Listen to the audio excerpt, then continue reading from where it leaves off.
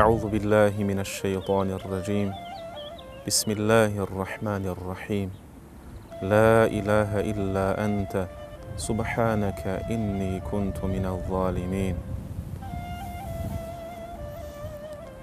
Nema Boga osim tebe, hvaljen neka si, ja sam se zaista prema sebi ogriješio. Milostivi Allah dželešanhu voli da mu se obraćamo i da ga često molimo.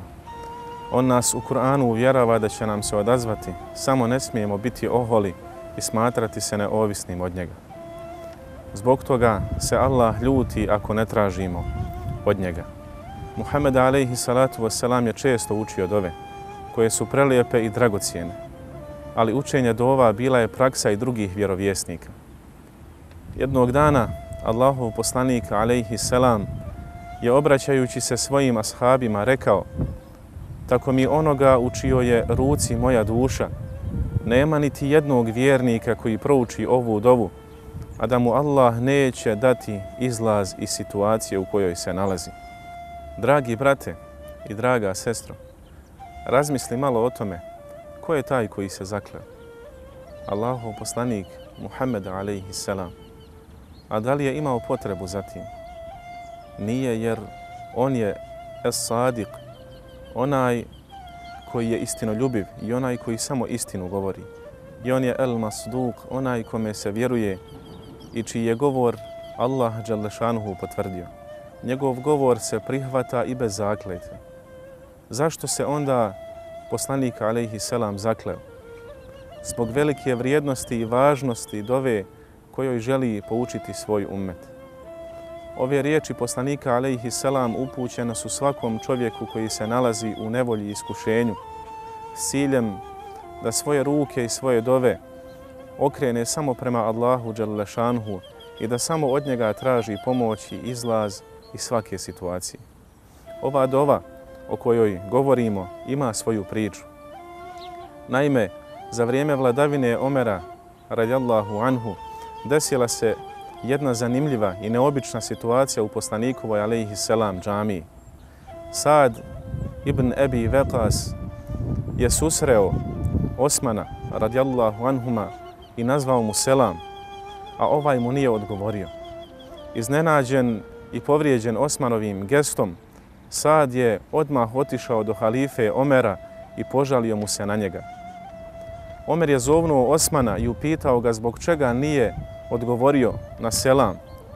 Osman je prvo negirao da mu je Sad uopće nazvao selam, a zatim se nakon Sadovog insistiranja i zakletve prisjetio da mu je ipak nazvao selam, ali da mu on zbog zaokupiranosti svojim mislima i brigama nije mogao odgovoriti. A šta je to toliko zabrinulo Osmana da nije mogao na selam odgovoriti? Toga je isto upitao i Omer. Hadis Allahovog poslanika alejhi selam za čiji kraj Osman nikada nije saznao. Naime, kako priča Osman, jednog dana su sjedili sa poslanikom alejhi selam u džamiji i on je kazao ove riječi koje smo na početku spomenuli: tako mi onoga u čijoj je ruci moja duša, nema ni jednog vjernika koji izgovori ovu dovu, a da mu Allah dželešanuhu neće dati izlaz iz situacije. S nestrpljenjem smo čekali da čujemo koja je to dova. Međutim, u džamiju je u tom trenutku ušao jedan beduin i upitao nešto poslanika alejhi selam o vjeri, pa je poslanik alejhi selam prekinuo svoju priču i u potpunosti se posvetio ovom beduinu. Tako da ja ni dan danas ne znam koja je to dova zbog koje se poslanik alejhi selam zakleo. Ne znam niti ja, prisjeti se Omer. Ali zato ja znam, reče im Sad, a zatim im ispriča da je on, nakon što su izašli iz džamije, pratio poslanika alejhi selam do njegove kuće i pitao ga o ovoj dovi. Pa mu je poslanik alejhi selam rekao: da Sade, to je dova moga brata Junusa, koji je kazao: la ilaha illa anta subhanaka inni kuntu minaz zalimin. Nema Boga osim tebe, slavljen neka si, ja sam se zaista prema sebi ogriješio. Zapamtite, draga braćo i drage sestre, ovu dovu. Prenesite je svojim voljenim.